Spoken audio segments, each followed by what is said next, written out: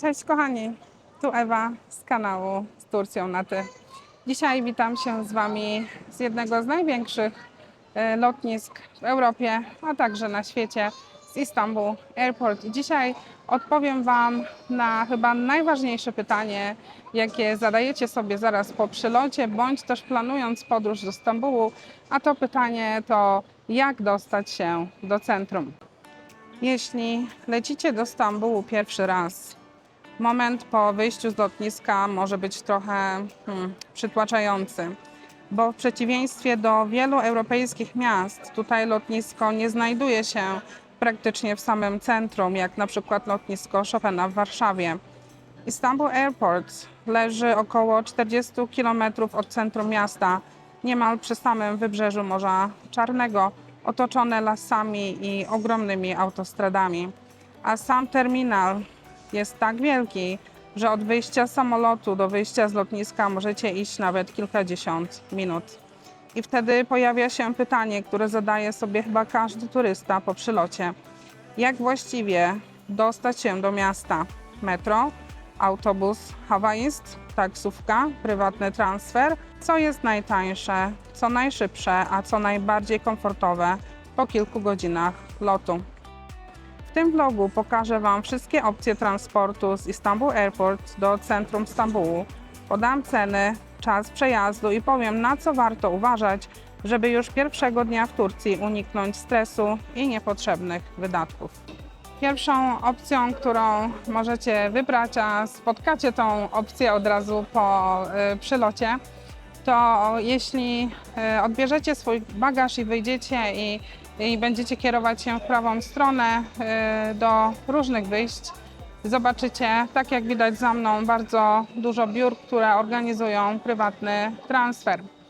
Dla kogo taka opcja jest dobra? Wtedy, kiedy jesteście zmęczeni po długim locie, kiedy macie bardzo dużo bagażu, kiedy podróżujecie z rodziną bądź też z przyjaciółmi w większym gronie po prostu i chcecie uniknąć niepotrzebnego stresu, wtedy taki transfer, prywatny transfer chyba będzie dobrą opcją dla Was.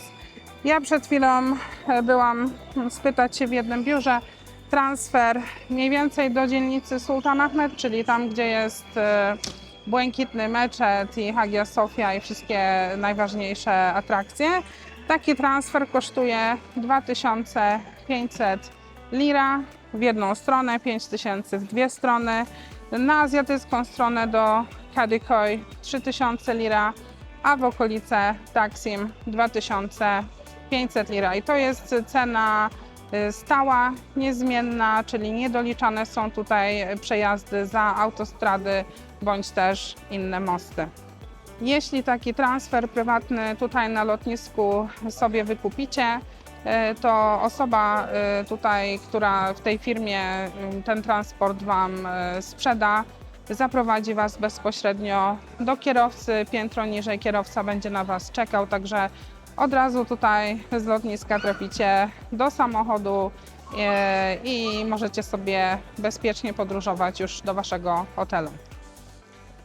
Jeśli natomiast zabukowaliście transfer przez internet, przez jakąś firmę, jakąś stronę internetową, na przykład przez Booking, to nie oczekujcie tego, że tak jak w amerykańskich filmach będzie czekał na Was kierowca z tabliczką z Waszym imieniem i tuż po otwarciu się drzwi wyjściowych będzie na Was czekał, Was odbierze i zabierze Wam bagaż i zaprosi Was do samochodu. Niestety tutaj tacy kierowcy nie mają prawa być na lotnisku i czekać z tabliczkami imiennymi. Natomiast zaraz przy wyjściu numer 13, zaraz za mną, znajduje się takie miejsce, gdzie te wszystkie firmy transportowe będą na Was czekać. Na jakiej zasadzie to działa? Po prostu są ustawione stanowiska z logo konkretnych firm i tam będzie czekał na Was reprezentant właśnie firmy, przez którą zamówiliście sobie transfer i tam personel właśnie tej firmy Was zaprowadzi do Waszego samochodu.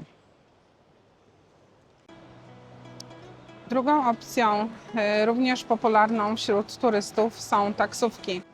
Kierując się od wyjścia na prawą stronę, po prostu podążajcie za ludźmi, bo prawie wszyscy kierują się w prawą stronę. Dojdziecie do takiego wielkiego znaku z napisem Çıkış, czyli wyjście, i tam też znajdą się taksówki. I tutaj na tym dużym lotnisku w Stambule znajdują się 3 rodzaje taksówek. Są to taksówki żółte, te takie najbardziej popularne, taksówki turkusowe, trochę większe i też trochę nowsze, trochę bardziej luksusowe, oraz taksówki czarne, tak zwane VIP taxi, czyli te najdroższe oraz największe taksówki. Niestety Stambuł ma bardzo złą opinię, jeśli chodzi o taksówki. Taksówkarze bardzo często oszukują, nie włączają taksometru albo po prostu podają Wam gotową cenę przed startem, odjazdem taksówki, a potem doliczają jakieś do tego dziwne kwoty. Tutaj na lotnisku znajdują się takie tablice, na których podane są orientacyjne ceny. Tylko musicie pamiętać o tym, że do tych cen jeszcze będą doliczane opłaty przejazdowe za autostrady oraz za mosty. I tutaj macie taką przykładową tablicę. Macie żółte taksówki, te tak zwane normalne, i te taksówki turkusowe. I ceny, które są tutaj podane, to są ceny takie przypuszczalne, uogólnione. Na przykład taksówka, powiedzmy, do Kadıköy na azjatycką stronę to 3000 lira, ale nie powinna ona przekroczyć 3400 lira. Natomiast jeśli chcecie pojechać do Sultanahmet, to 2600 lira, ale nie więcej niż 3000 lira. Taksim 2100 lira, nie więcej niż 2400 lira. Jest tutaj również dodane, że taksówki są dla maksymalnie 4 osób, a wszystkie ceny są oczywiście uogólnione. Jest też podana informacja, że mosty oraz przejazdy przez autostrady są niewliczone w cenę taksometru. Z drugiej strony tutaj od tej tablicy znajduje się druga tablica, która przedstawia ceny tych czarnych taksówek, tak zwanych VIP. Zaraz porównamy sobie ceny. Taksówka luksusowa do Sultanahmet to 4400 lira, Taksim 3500 lira, Kadıköy 5000 lira, do mojej dzielnicy Beylikdüzü również 5000 lira. Natomiast maksymalna ilość osób w tej taksówce to 8 osób. Również jest informacja, że ceny są uogólnione i oczywiście zależą od drogi. Również w tym przypadku mosty oraz opłaty za autostrady nie są liczone w cenę. Jeśli myślicie nad tym, żeby po prostu na lotnisko zamówić Ubera, Uber w Turcji funkcjonuje troszkę na innych zasadach niż w krajach europejskich. Uber to po prostu taksówka, która działa na aplikacji Ubera. Niestety można przyjechać Uberem na przykład z Waszego hotelu tutaj na lotnisko, natomiast żeby odebrać Was z lotniska, niestety Uber pod wyjście z lotniska nie przyjedzie, nie ma takiej możliwości. Kierowca najprawdopodobniej skontaktuje się z Wami i poda Wam punkt, do którego musicie dojść. Bardzo często jest to meczet, natomiast do meczetu musicie też poświęcić trochę czasu, żeby dojść. Jeśli będziecie mieli bagaże, to będzie na pewno jakaś taka niedogodność, dlatego że do tego meczetu pewnie jakieś 15-20 minut zanim dojdziecie. Jeśli mielibyście do wyboru taksówkę bądź też prywatny transfer, to ja oczywiście polecam prywatny transfer, dlatego że w transferze macie cenę określoną i do tej ceny już się nie wlicza przejazd za autostrady bądź też inne mosty, dlatego tutaj nie ma jakby takiego pola manewru do oszustwa. Kolejnym najtańszym środkiem transportu jest metro. Przejście do metra znajduje się zaraz naprzeciwko wyjścia numer 11 i tak jak było widać za mną, jest ono bardzo dobrze oznaczone i nie można go ominąć. Jest też tutaj na tablicy taka informacja, że zaraz od wyjścia do samego metra potrzeba około 9-10 minut na dojście. Idziemy.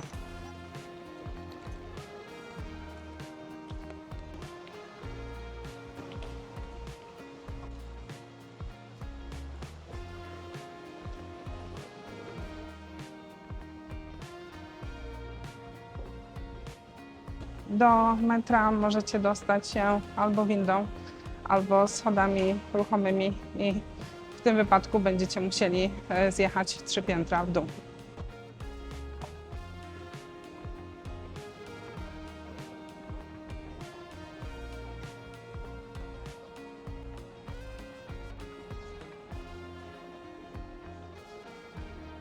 Aby skorzystać z metra, będziecie musieli kupić kartę Istanbul Card. I tutaj za mną znajdują się automaty. Za chwilę Wam te automaty pokażę. Pokażę Wam też, jak kupić taką kartę. Tylko już teraz chciałabym Wam pokazać, że znajdują się tutaj 2 rodzaje automatów. Takie turkusowe, tak zwane PTT i granatowe, niebieskie automaty. Kupcie kartę z tych granatowych automatów, nie z tych turkusowych, dlatego że karta kupiona z turkusowych automatów PTT będzie ważna tylko i wyłącznie na ten przystanek metra. Także tą kartą nie będziecie mogli, tej karty nie będziecie mogli używać, jeśli będziecie chcieli jeszcze gdzieś pojechać innym środkiem transportu. Natomiast czerwona karta Istanbul Card będzie Wam służyła do poruszania się komunikacją miejską po całym Stambule. I to nie będzie tylko metro, będą to też autobusy, metrobusy, tramwaje, metro, Marmaray, czy też na przykład tramwaje i kolejki linowe. Tutaj macie te automaty kart PTT. Nie kupujcie biletów, bo tutaj to po prostu nie będzie działać. Nie uzupełnicie też tej karty, jak tutaj pani stara się to robić, niestety to nie zadziała. Karty stambulskie, Istanbul Card możecie kupić z tych żółtych i granatowych automatów, nie z tych automatów turkusowych. Możecie wybrać język. Ja wybieram angielski i macie 2 opcje, albo uzupełnić kartę, albo kupić nową kartę. I karta Istanbul Card kosztuje 165 lira. Możecie też wybrać taki bilet tylko na 3 przejazdy. Ja wybieram Istanbul Card i mamy 2 opcje, albo gotówka, albo karta kredytowa, debetowa. Ja wybieram gotówkę. Wkładam pieniądze tutaj.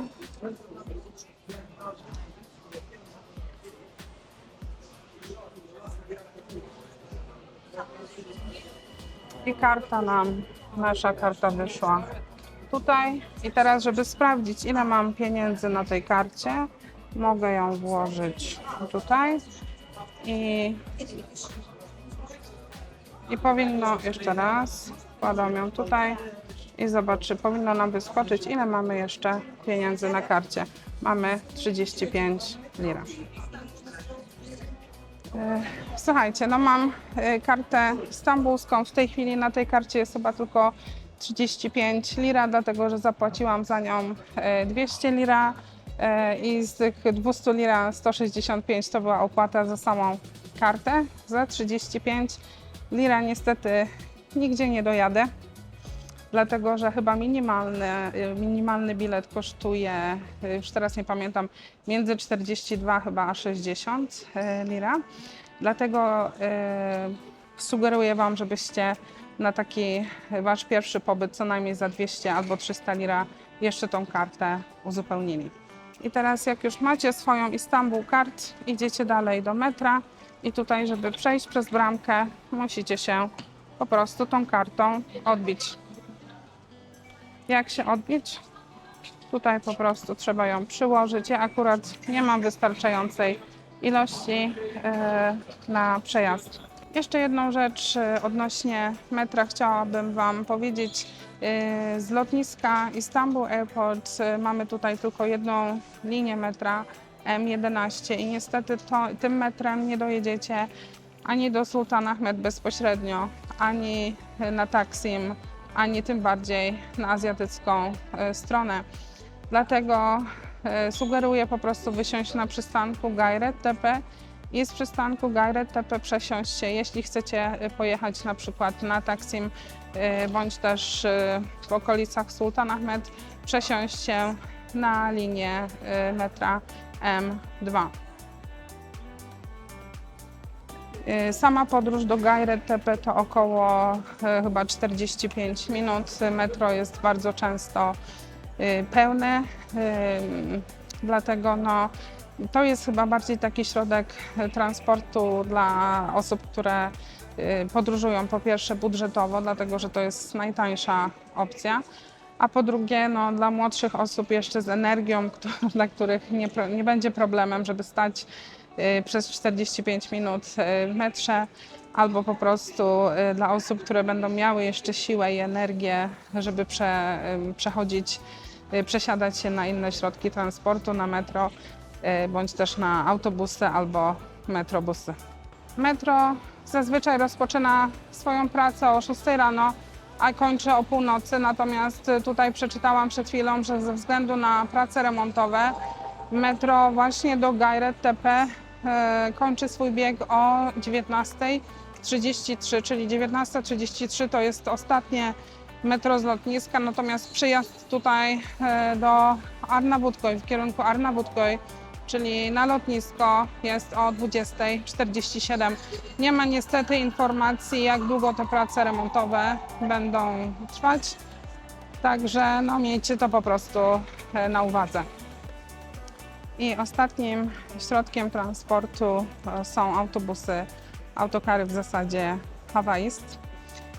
To są autokary, które rozwożą pasażerów prawie po całym mieście. Za chwilę pokażę Wam, jak dostać się właśnie do tych autokarów, autobusów Hawaist. I znowu jestem naprzeciwko wyjścia numer 13. Można wyjść tym wyjściem, na zewnątrz znajdują się windy, ale także zaraz przed samym wyjściem, jeszcze w środku lotniska, znajdują się windy z napisem Toplu Taşıma, czyli transport publiczny, i trzeba po prostu zjechać tymi windami piętro niżej. Autokary Hawaist znajdują się na piętrze -2. Niektóre z wind na zewnątrz jeżdżą tylko na to piętro, niektóre jeżdżą tylko do góry na piętro tak zwanych odlotów. Także musicie uważać. Nad windą będzie napis Shuttle Bus albo Public Bus albo Public Transport. Jeśli wsiedliście w windę przed wyjściem z lotniska, znajdziecie się po wyjściu z windy tutaj w środku. Macie też od razu takie ekrany, w których będziecie mieli napisane Hawaist. To są autokary Hawaist, ta część tutaj niebieska, do jakich dzielnic i kiedy odchodzą autokary i ile kosztują. Po wyjściu z budynku na poziomie -2 znajdziecie się na takich tutaj peronach, z których odchodzą właśnie autobusy Hawaist. Dla mnie Hawaist jest chyba najlepszym środkiem transportu, dlatego że dojeżdża bezpośrednio do mojej dzielnicy, jak najbliżej domu. Nie jest to taksówka, nie jest to transfer, więc koszt też jest dużo mniejszy. Za taksówkę zapłaciłabym pewnie od 3000 do 5000 lir, a za autokar Hawaist płacę 420 lir. Tak jak widać za mną na ścianie, za chwilę Wam pokażę, znajduje się taka rozpiska, z której platformy odchodzą które autokary Hawaist. Wszystko zależy od tego, do jakiej dzielnicy chcecie się dostać.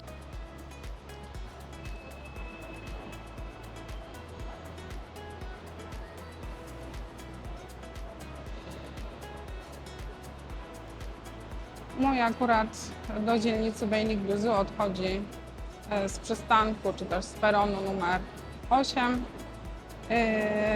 Mamy tutaj autokar, czy autobus hawajski, który odchodzi do dzielnicy Sultan Ahmed